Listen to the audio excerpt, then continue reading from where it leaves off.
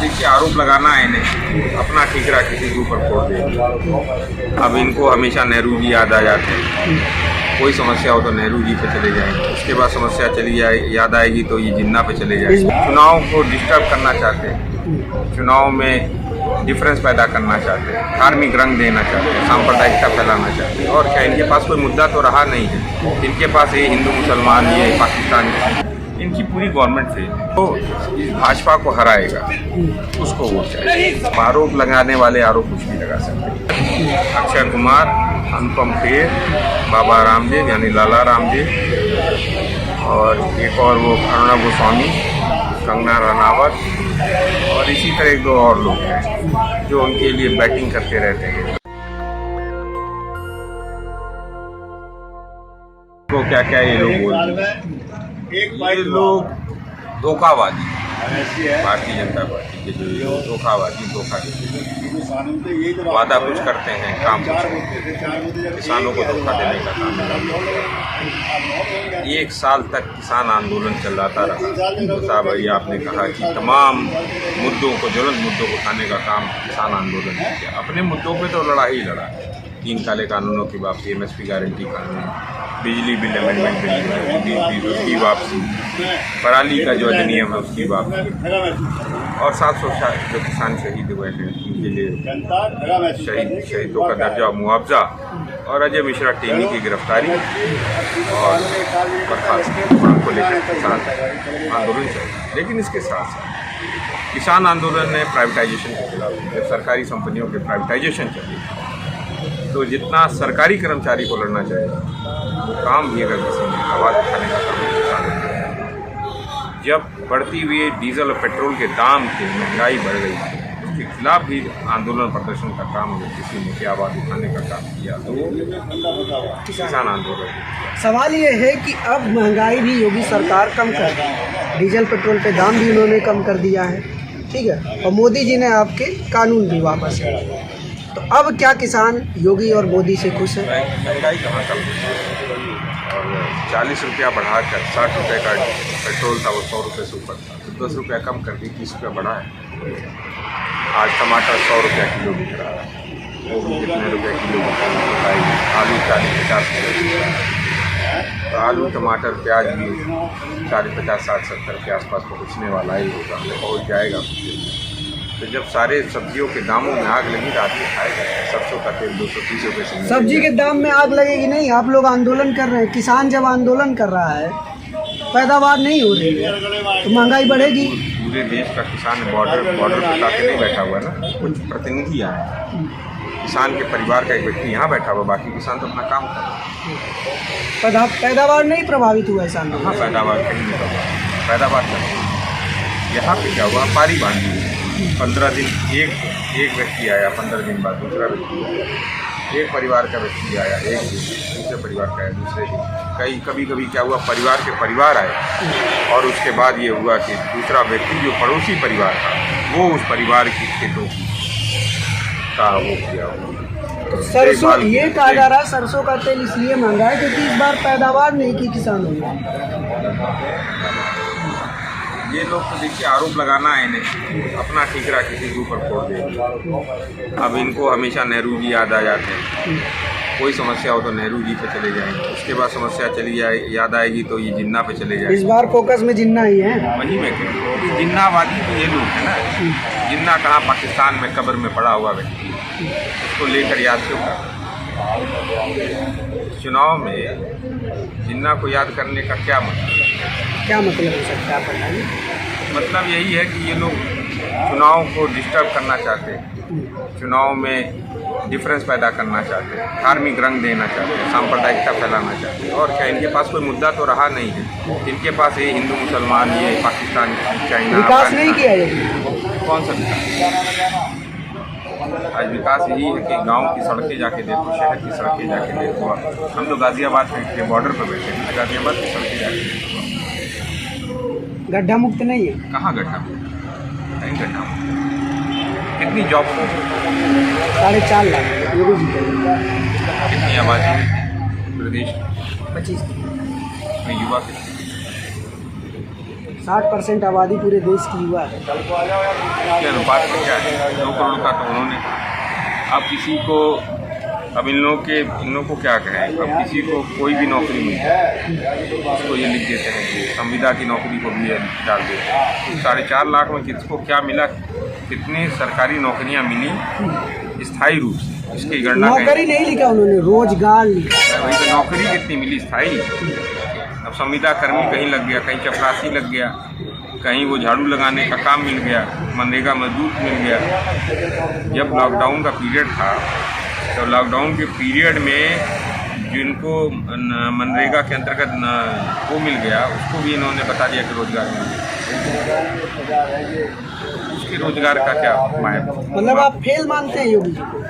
इनकी पूरी गवर्नमेंट से, इनके पास एक्चुअली क्या है कि इन लोगों के पास कोई सिस्टम नहीं है, ये सुनते नहीं हैं। और मैं नरेंद्र मोदी जी को भी कहना चाहता हूँ, क्योंकि वो हमसे उम्र में बड़े, हमारी लड़ाई उनकी नीतियों से। गांधी जी कहते हैं पाप से घृणा करो, पापी से। मैं पापी नहीं कहना चाहता, मैं गांधी जी का कोट करता हूँ। उनको अपने एडवाइज़र को देना चाहिए, और उनके एडवाइज़र इस समय जो हैं वो नीति आयोग के सारे सदस्य हैं। और आपको जान का हैरानी होगी, उनके जो नीति आयोग के जो सदस्य हैं उनका इतिहास, पूर्व इतिहास वो सारे लोग या तो वर्ल्ड बैंक से, या WTO से, या इंटरनेशनल मॉनेटरी फंड, या किसी न किसी बड़े मल्टीनेशनल बैंक या मल्टीनेशनल एजेंसीज में काम करते। वहाँ पर ये लोग जो काम कर रहे हैं वो सारे लोग पेरोल्स पर हैं। काम तो देश के लिए कहते हैं कि हम काम करें, लेकिन वो वहाँ पर बैठकर जो पॉलिसीज़ बना रहे हैं, उनकी पॉलिसीज़ जो हैं वो देश के लिए नहीं, वो कॉर्पोरेट्स, इंटरनेशनल कॉर्पोरेट्स के लिए, अडानी अंबानी के लिए, WTO के वेस्टेड इंटरेस्ट के लिए पॉलिसीज़ बनाते हैं। ऐसे लोगों को तो तुरंत एक्सपेल आउट कर देना चाहिए और इस नीति आयोग को बंद कर देना चाहिए। ये मेरा सुझाव है। अगर बड़ा आरोप है आपका कि प्रधानमंत्री कार्यालय को जो सजेशन दे रहा है नीति आयोग, उसके लोग नेशन यानी कि इंडिया के इंटरेस्ट में काम नहीं कर रहे, कॉर्पोरेट के इंटरेस्ट में काम, एकदम, और वो भी वेस्टेड इंटरेस्ट है इनका। और ये मल्टीनेशनल कंपनियों के, WTO की नीतियों के, और अंबानी अडानी की, अंबानी अडानी भी इसके इंस्ट्रूमेंट है, पार्ट, ये उनके लिए काम नहीं। तो इस तरह के फालतू बिल जो कानून, ये 3 काले कानून लाते, इसमें एक कानून ऐसा था जो आवश्यक वस्तु अधिनियम संशोधन करता है और आवश्यक वस्तुओं की अनलिमिटेड स्टॉकिंग करने के लिए छूट दे देगा किसी भी गोडाउन को, किसी भी कॉर्पोरेट घराने को। कॉर्पोरेट खेती करने का एक ऐसा कानून लाया कि जिसमें किसान को, अच्छा ठीक है, एक बात मैं जो बात कह रहा हूँ, ये बात आप लोग मतलब कई बार बता चुके हैं, बहुत बार हो चुकी है बात। मैं कह रहा हूँ कि चलिए ठीक है, आप कह रहे हैं कि योगी को वोट नहीं देंगे, पर किसे देंगे? मैं क्या कह रहा हूँ, जो इस भाजपा को हराएगा उसको वोट चाहिए। और कौन भाजपा को हराएगा? वो जो हराएगा वो जनता जानेगी, वो जनता समझेगी। चुनाव के दौरान अखिलेश हराएंगे कि मायावती हराएंगी कि जयंत हराएंगे कि प्रियंका हराएंगी, कौन हराएगा? हम कुछ नहीं कहेंगे, हमारा यही है, हम तो यही कह रहे हैं, जो भाजपा को हराएगा वोट उसको। अब वो किसको कौन हराएगा वो जाने, कौन है हम नहीं जानते, हम लोग चुनाव में नहीं। बताना तो पड़ेगा ना किसानों को। किसान अपना जान जाएंगे। किसान यहाँ से जो 1 साल तक ये लोग जो गालियाँ दिए हैं किसानों को, अब शब्द कहें किसानों को, जिस तरीके से मिस्टर टेनी ने रौंदा है गाड़ियों से, उसके बाद भी टेनी मिश्रा वहाँ पर मंत्रिमंडल कैबिनेट में हैं अभी, और उनको बर्खास्ती नहीं हुई, गिरफ्तारी नहीं हुई, जबकि 120 के मुजरिम कॉन्स्पिरेटर है। तो क्या माना है अभी साक्षी महाराज का क्या बयान? तो ये भी लगा कि शिकायत ने बचा दिया टेनी को। अब आरोप लगाने वाले आरोप कुछ भी लगा सकते हैं। उस वक्त जो समझौता हुआ उसकी वजह से टेनी बचे हुए हैं। आरोप लगाने वाले कुछ भी आरोप लगा सकते हैं। उसके बारे में जो आरोप लगाते हैं वो क्या बताते हैं। जैसे बंगाल में आप लोग गए, ठीक है, वहाँ एंटी बीजेपी आप लोगों ने कैंपेनिंग की, पूरी खुले तौर पर आपने किया, लेकिन वहाँ एक चीज़ थी कि एंटी बीजेपी के जो विपक्ष में था वो एक पार्टी सबसे मजबूत थी, ममता बनर्जी। मतलब वहाँ बाइनरी थी एक तरह की, ममता या फिर बीजेपी। यूपी में बाइनरी सेट होती नहीं दिख रही है। यूपी में जनता के पास अब योगी के अलावा 3 और विकल्प हैं, तो फिर जनता कहाँ जाएगी? और तीनों विकल्पों में अगर विपक्ष का वोट बढ़ गया तो आपकी रणनीति फेल। हमारी कोई रणनीति नहीं है। हम ये कह रहे हैं कि जिस तरीके से साल भर से किसानों को यहाँ बैठाया गया, यहाँ अपमानित किया, प्रधानमंत्री ने एक शब्द कहा, माफी तो मांग ली प्रधानमंत्री, 4 किसान को रौंद दिया और एक पत्रकार को रौंद दिया गाड़ी के नीचे। प्रधानमंत्री ने उसकी, अमेरिका में एक कुत्ता मरता है, 4 आदमी मर जाते हैं तो उसके लिए वो ट्वीट करते हैं। उनके गैंग, मोदी गैंग के सदस्य अमिताभ बच्चन को खांसी आ जाती है, उनके गैंग की सदस्य जो नई नई बनी है कंगना रनावत जी, उनको छींक आ जाती है, उसके लिए ट्वीट। और ये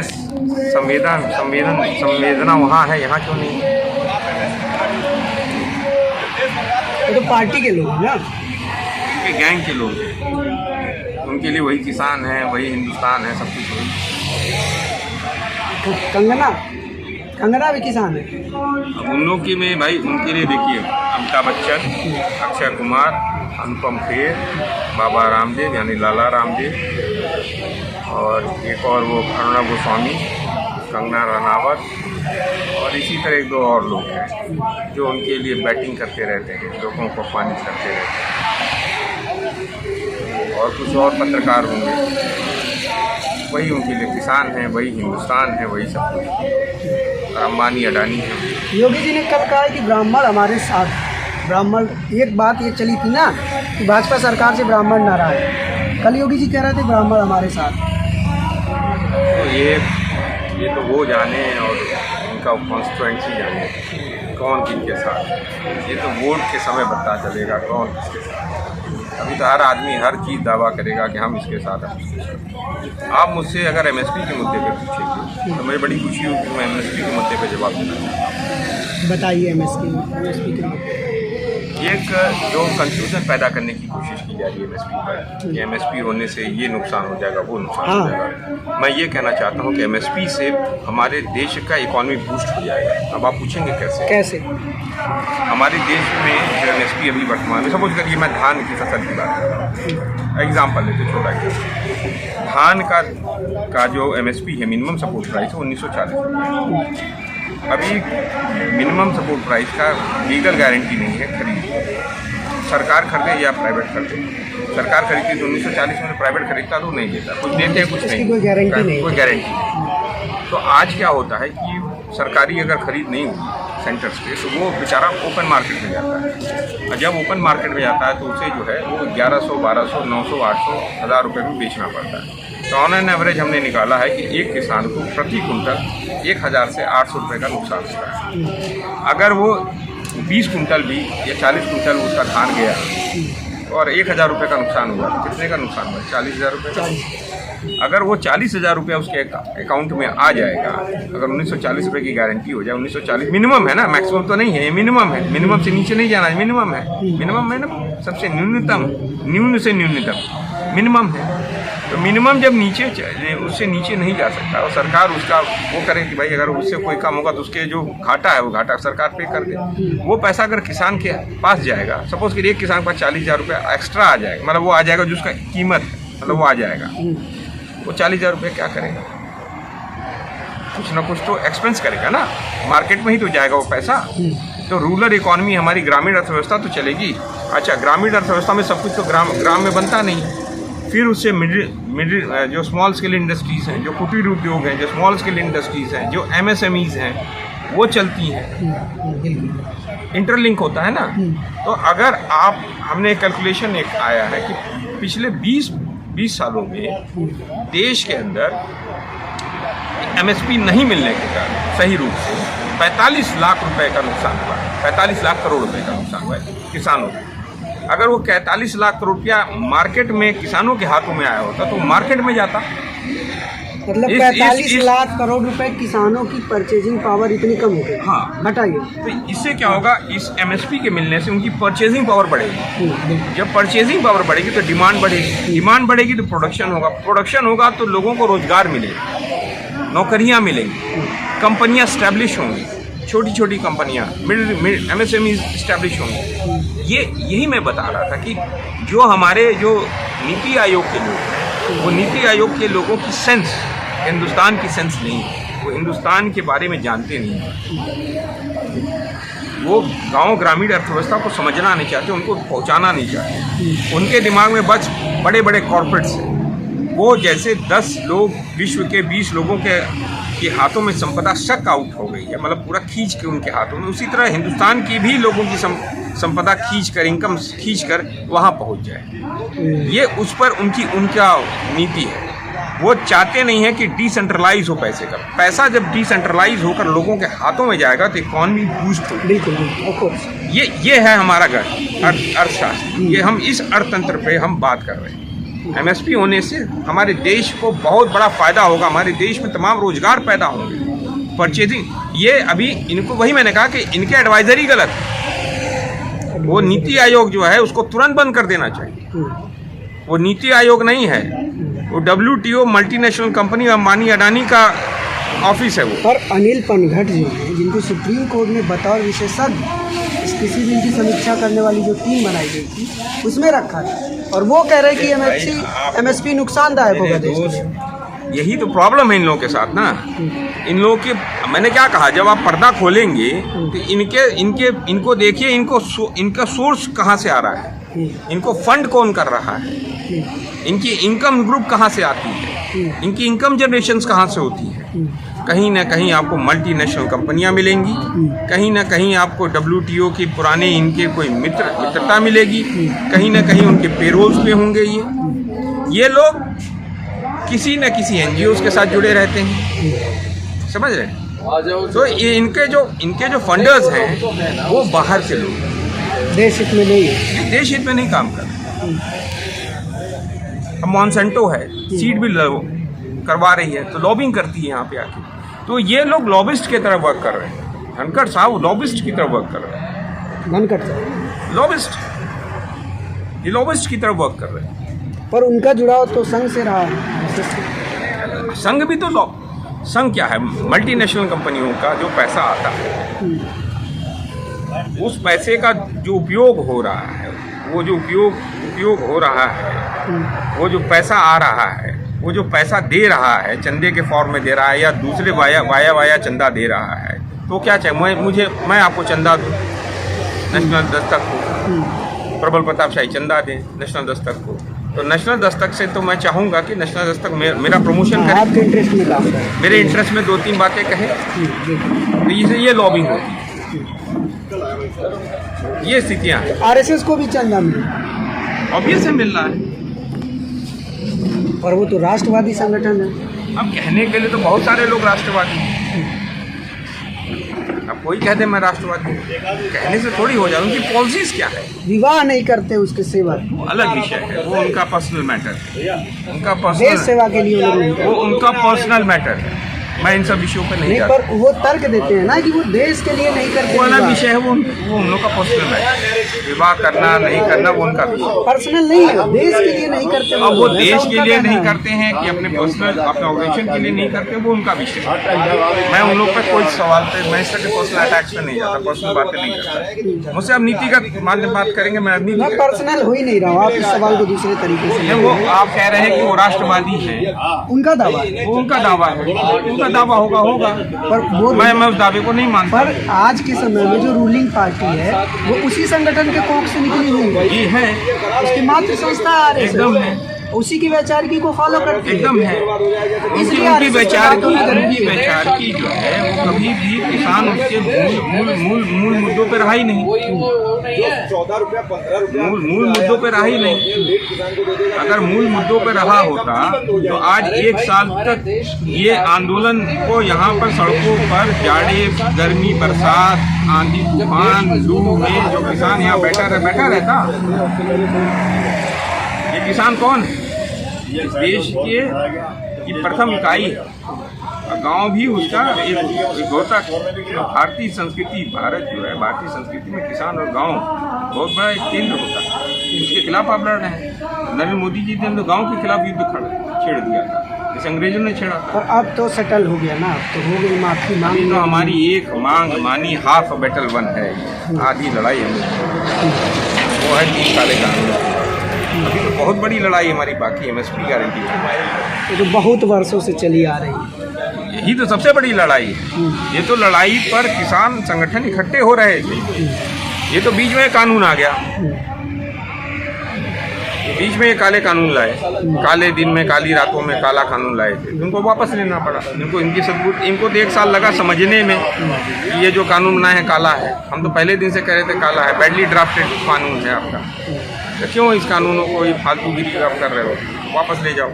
चलिए, तो ये किसानों से हम सुना रहे थे। इसमें बहुत सारी बातें पहले हो चुकी है, लेकिन इसमें बहुत सारी नई बातें भी थी। जैसे MSP को लेकर इन्होंने जो पूरी इकॉनमी समझाई, वो एक नई बात है, उसको गौर किया जाना चाहिए। और ऐसी बहुत सारी खबरों और अपडेट के लिए आप जुड़े रहिए हमारे साथ, देखते रहिए नेशनल दस्तक। कैमरामैन मनोज के साथ मैं अनमोल भैया, गाजीपुर बॉर्डर। नेशनल दस्तक की आपसे गुजारिश है कि अगर इसको बचाना चाहते हैं तो नेशनल दस्तक को सब्सक्राइब करने के लिए रेड कलर के सब्सक्राइब बटन को दबाएं, फिर बेल आइकन की घंटी दबाएं। नेशनल दस्तक को बचाने के लिए बहुत जरूरी है कि हर खबर को शेयर करें, लाइक करें, कमेंट जरूर करें।